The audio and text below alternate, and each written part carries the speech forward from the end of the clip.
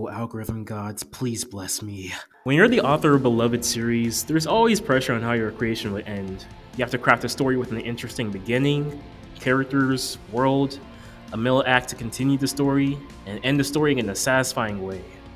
Some endings focus on certain aspects rather than having every single plot solved, and some want to have every story beat, every character arc to have its resolution. You don't want to turn out like some series that ruin whatever they built up in the span of an episode or a season. It'll make your audience wonder, what was the point of all this? What's the point of watching or reading every single episode and chapter just for all of it to come to this? Was it even worth it? I know Isayama knew himself that he wasn't going to satisfy everyone with the ending of one of the most popular and influential anime, Attack on Titan. A beautifully crafted story that turned from humans trying to surpass creepy-looking titans, slowly turning into a story about traitors, and eventually a political thriller about what's the right course of action to end a long drawn-out war. Now, I'm not like other Attack on Titan fans that know a whole bunch of the lore, every single detail, and to be honest, with how the anime schedules its seasons, it's hard to keep on track and recapping myself on previous events that happened before. Season 1 in 2013, 2 in 2017, 3 in 2018, 4 in 2020, then Season 4 Part 2, then Season 4 Part 3 Episode 1, then Season 4 Part 3 Episode 2, like come on. I'm going to get tired of it eventually. And when the initial final chapters dropped in 2021, I tried to avoid spoilers, but couldn't avoid the controversial opinions on it. People saying Isayama ruined the story in 4 to 8 chapters, they didn't like the characters being heroes like the Avengers, they rather have an anime-only ending, they wanted a manga ending to not be adapted, a whole lot of plot holes, mischaracterization, the infamous scene of Eren crying to Armin, Which I won't lie was pretty funny to me. and Mikasa kissing Eren's dead corpse. Like, what the hell was going on? I was genuinely scared that the show I love was going to get ruined in a matter of an episode. And yet, the dark side of me wanted the ending to be bad because I hated living in a time where so many people were glazing over this show, saying it was a masterpiece and better than Berserk. Like hold your horses there, bud. It's in my top 10, but I wouldn't go that far. I wanted the show to have a bad ending just to ridicule those that loved it a bit too much. Anyways, the final episode was released yesterday. I went to a watch party to view the final 2 episodes. I got cramps for sitting in a chair for 3 hours, and despite having a lot of things going through my head, I think I'd say I fairly enjoyed the finale of Attack on Titan. I went in there thinking, oh man, when's the part where I'm gonna hate this? And it never came up. I never got to the point where I hated the ending. Everyone else had conflicting opinions at the end, some explaining the lore, some saying they liked it, and the majority of them going through their gripes saying like, why didn't Eren try to change the future if he regrets it, and stuff like that. But I had to take a moment, collect my thoughts, and see the ending explained so I wasn't wrong about any plot holes here. What's up guys, Blazing Gora's Blora, and I love the ending of Attack on Titan. Though it had a few problems. The finale has the anti-Jaegerist attempt to stop the rumbling by trying to find Zeke, Ymir, or Eren and kill them. You can really tell the stakes were high once every single Titan showed up to fight back. Freaking Pete gets stabbed by the Warhammer almost made me think she died. Everyone is hanging on for dear life, all that stuff. Armin gets swallowed into the center point of the past and finds Zeke. He convinces Zeke to stop the rumbling by removing his royal blood because of the most beautiful message they give us about life. That despite life giving us hardships, beating us down, and making us lose the ones that we love, we strive to earn those moments of peace, the moments where we can enjoy life for what it is, the events that we want to replay over and over. I love this scene, but at the same time, I hate how rushed it feels. Just for Armin and Zeke to have this 3-minute talk or 15-page talk that convinces Zeke that he was wrong and stop the rumbling felt rushed. I'm just used to people being convinced to do the right thing or that they're wrong through longer spans of times, or multiple episodes like in Hunter x Hunter or Dragon Ball, not with the short talk between the guy Zeke just met. It just feels like he did a speedrun on the message of Evangelion in a matter of seconds. Though I could get over this, since there are other pieces of media where people are convinced through small talks. After this, Zeke provokes Levi to come and kill him. And I won't lie, this moment was heartwarming knowing that Zeke offered Levi to finally fulfill his wish to Erwin and kill him. Everything built from Season 3 just ends in this moment. Did it feel earned? Not really, but it was still charming to see. I really love this moment. The rumbling stops and John blows off Eren's head, but Eren transforms into a colossal titan since he has the power of Ymir. The tentacle of life tries to reattach Eren, but Reiner tries to stop and wrestle it. Everyone gets to reunite with their families until suddenly, almost everyone turns into pure titans to fight Reiner. Never thought I'd see the day John and Connie become Titans, but here it is. Reiner survives the attack because the Armor Titan means he had plot armor, while Armin transforms into Colossal Titan to fight Eren. And this fight only lasts like one panel shot. There's not much to it. I was disappointed to see that these two brothers, they're not actually brothers, but you get what I mean, didn't fight in their colossal forms. It kind of felt like Goku versus Majin and Vegeta in the manga that only lasted for like 2 pages, except there was more anticipation built up to that moment there than in Attack on Titan. So I guess it's a W for being less of a disappointment? I don't know, I just wish we got to see Eren versus Armin. Mikasa thinks back to a hypothetical timeline or a moment in their head where Eren doesn't commit genocide and runs away to live the rest of his life with Mikasa after they confess their love. I've seen people say Eren should have changed the future to have everyone live or make less people die. This scene and past moments that mentioned that he tried to find different futures proved that he had to go with the future where he kills 80% of humanity. This scene has Eren say that not committing genocide had led to Armin and Parody potentially suffering because of his actions. And many times before, Eren tried to look for an outcome where he and his friends lived peacefully, with the least amount of people dying, but all of it led to either genocide of Parody or genocide of 80% of humanity. And a huge part of Eren's goal is to make his friends live peacefully for the rest of their lives since he's a victim of the war in this world. Despite trying to alter events and see who he could save, there's no other way to it than killing 80% of humanity. Which I'll admit does sound like a ridiculous amount of killing, but this is a fictional show about war, and Eren wanted his friends to kill him so that they could be heroes of the world. I'll get back to this point later. Mikasa makes the choice to behead Eren and finally kiss him goodbye in a beautifully drawn scene. This made me realize that the two couldn't have confessed their feelings or else everyone would die because of their actions. Love is just that powerful.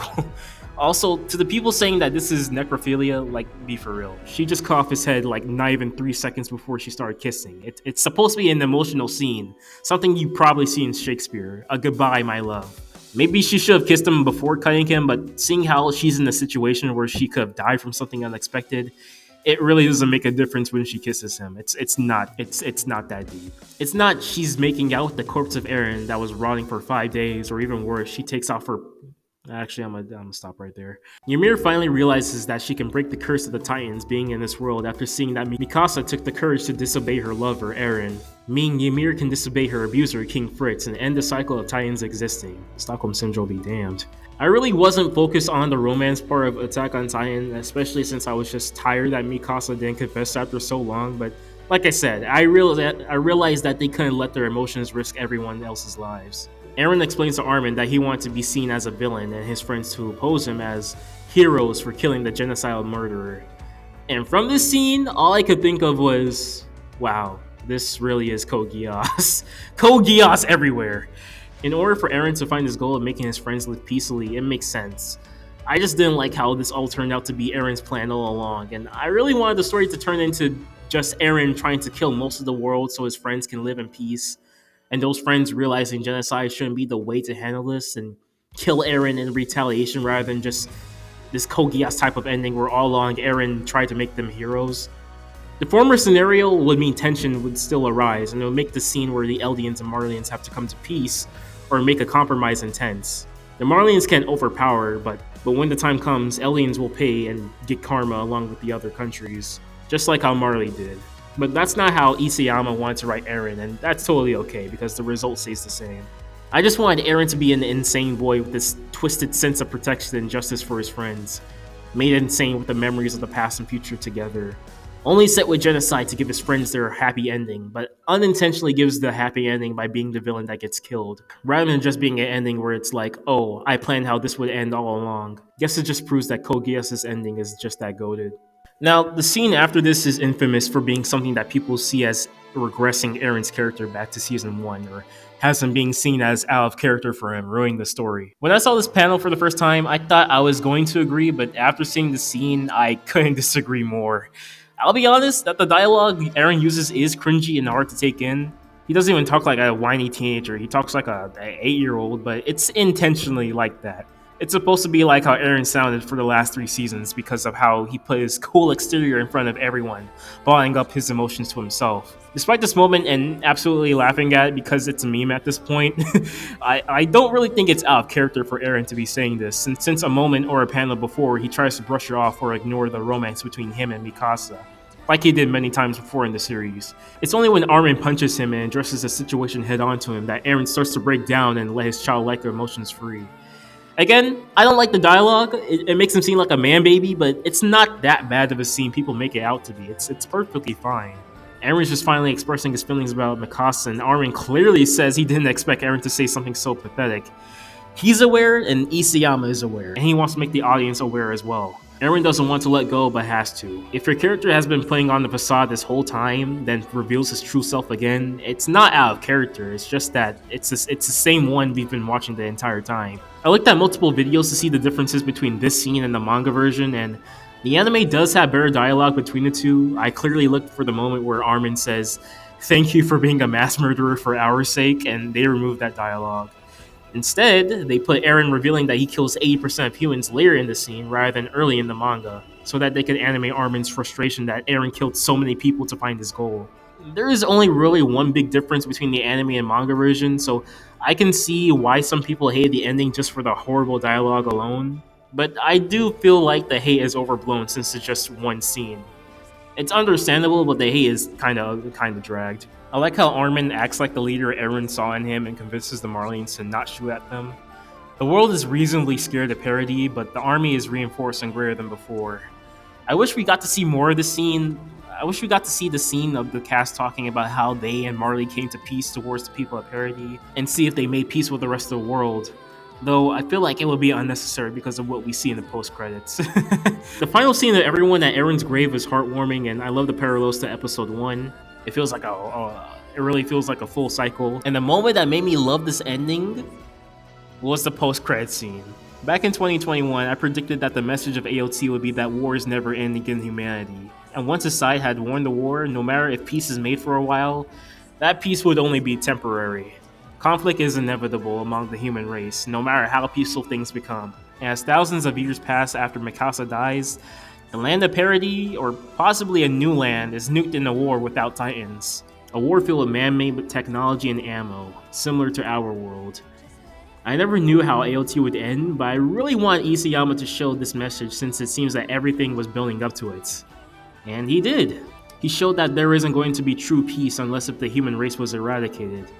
There will always be war, and Eren's goal wasn't trying to stop it, but give his friends a peaceful life. Also, I'm thankful Mikasa didn't marry John. I would have been pissed. The final scene shows a boy or a girl finding the tree that started the events of Attack on Titan, starting the cycle all over again.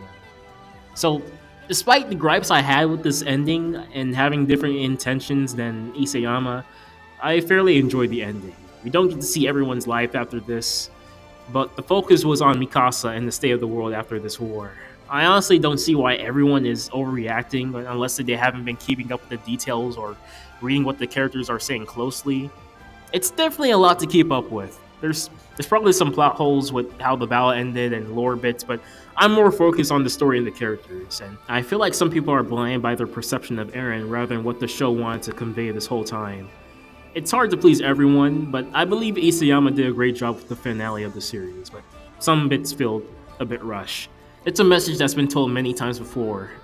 Akira is centered on the world after World War III, Devilman has Rio winning and God purging the world, restarting the cycle of war, and Code Geass, of course, except in Code Geass, world peace is achieved, which doesn't seem that realistic to me. So I appreciate Attack on Titan for keeping peace temporary. Thank you, Isayama, for this series. I genuinely loved it. Tell me your thoughts on the ending, like, comment, subscribe, and keep blazing. Sasageyo.